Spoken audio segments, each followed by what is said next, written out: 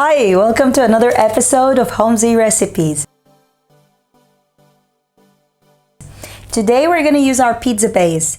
If you've already tried this, you know what I'm talking about. If you haven't, you can buy these in multiples of 1 or multiples of 5, stick them in the freezer for a long time and just not worry about having healthy pizzas on the go whenever you need them.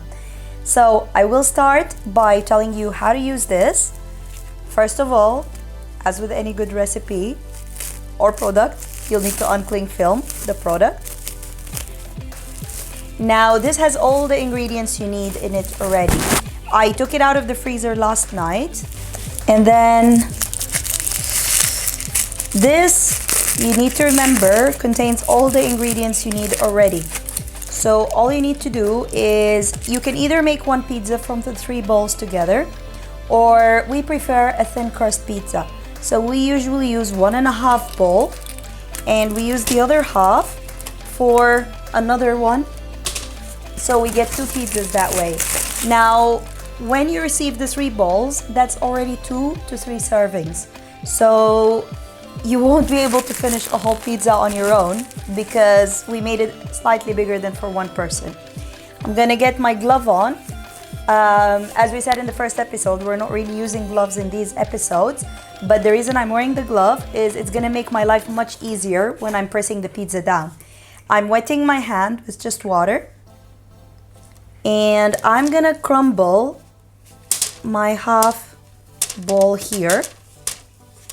Then I will crumble the rest of the other ball. Now, you guys might want to do this using a rolling pin, and nothing wrong with that. Actually, it's going to be much easier. But I like to use my hands when I'm baking, so doing it my way will be the harder way. But if you enjoy using your hands like I do, then be my guests with this option.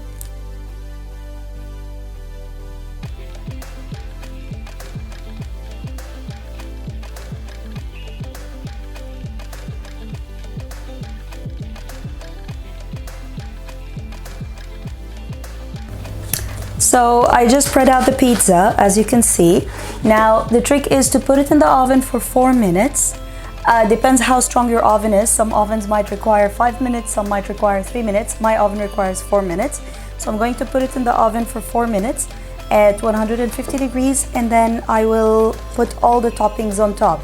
Toppings, be as creative as you want. So now while I'm putting this in the oven, you can pause the video, bring all the toppings you want to put, and then follow whatever I will do after I bring it out of the oven. Taking these to the oven. So now that we've put these for 4 minutes in the oven, we're going to turn them upside down. We're doing that because, unlike normal pizza, this is made with almond flour, and we want to ensure it will be very good texture. So I've put it for 4 minutes, and I'm going to open the side. And I will actually use this upside down.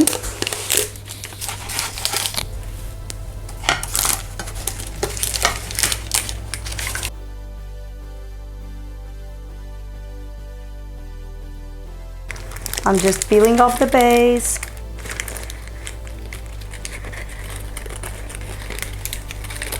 Now this is the interesting part.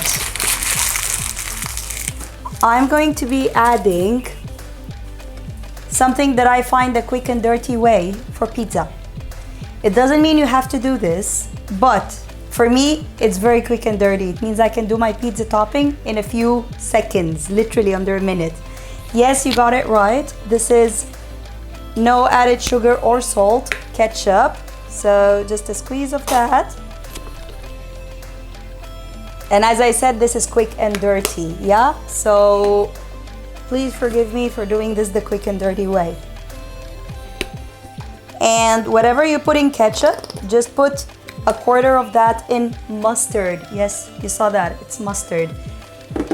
This is the quickest pizza base topping I can think of, and it's always worked like magic. Just spread it around. And from the color, I would say we need a bit more ketchup. So forget what I said earlier and put only a fifth mustard. So 5 times the amount of ketchup compared to the amount of mustard that you have put.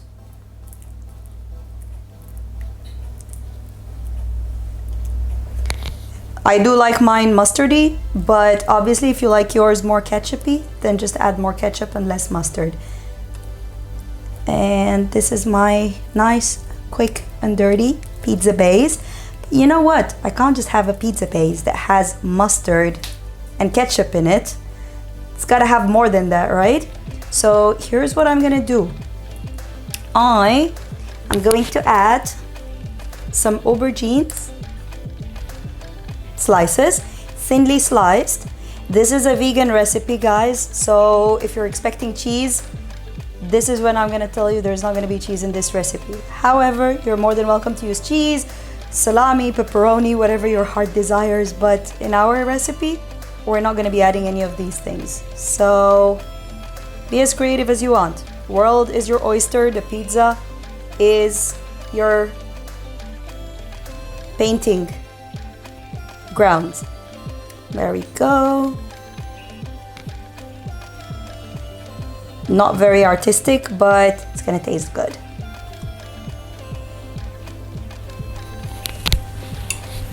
And last but not least, I'm gonna be adding some olives.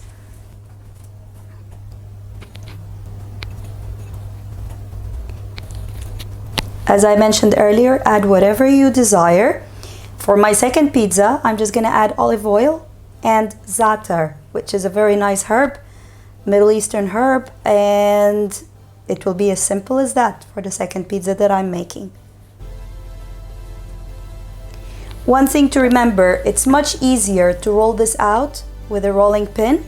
I did it using my hands, and unless like me you have a passion to use your hands, I would highly recommend the rolling pin. More efficient, more user-friendly, everything. Alrighty, this is looking good already, and it smells amazing with the olives.